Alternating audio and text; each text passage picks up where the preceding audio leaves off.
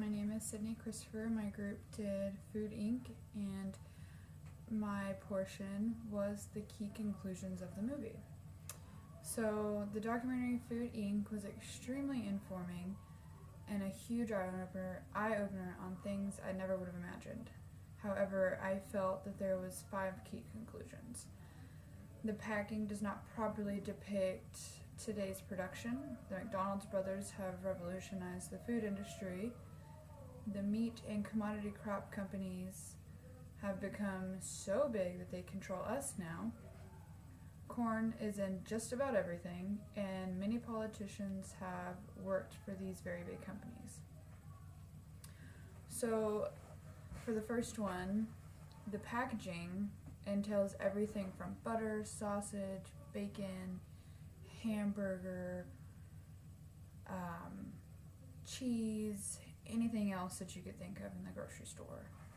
So Farmland, they do, their bacon, for instance, they are a product of Smithfield, a big pork producing company. And on the package of the Farmland bacon is a picture of a big red barn with silos and a nice 2-story farmhouse that's surrounded by farmland. However, the pigs that come from these places are farmed in places where they're packed in like sardines and fed just to get fat, and once they get big enough they go straight to slaughter. They never actually know what real farming is. They've never been on a real farm. They're in a pen with hundreds of thousands of other pigs. But it's not just the pigs. It's the chickens, the cows, basically everything that's processed in today's industry. So we moved to McDonald's brothers, where it seems like they have changed food forever. They had the first drive-in restaurant, and they wanted to make more money, so they cut costs. And by cutting costs, they trained their employees to do one thing and one thing only. And by doing that, it made them less valuable, so they could pay them less. So they focused more on the quantity of the food they produced, and they bought more and more vegetables and meat, and they required more similar cuts of everything. So the meat company started to find faster ways to grow animals and how to grow them bigger.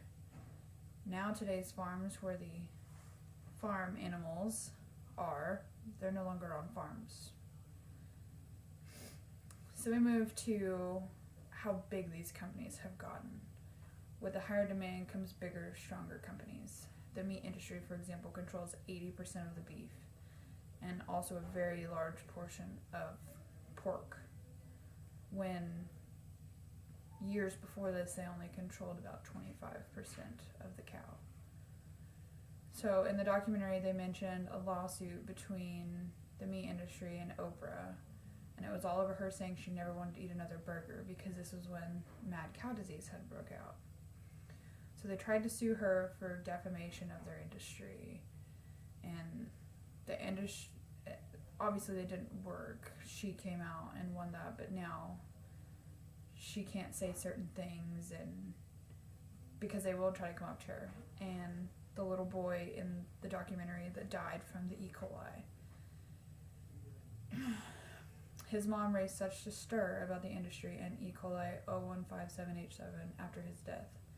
When the interviewers came to her and asked her how his death changed their family in terms of food and really everything, she said she wasn't allowed to say anything because they would come after her.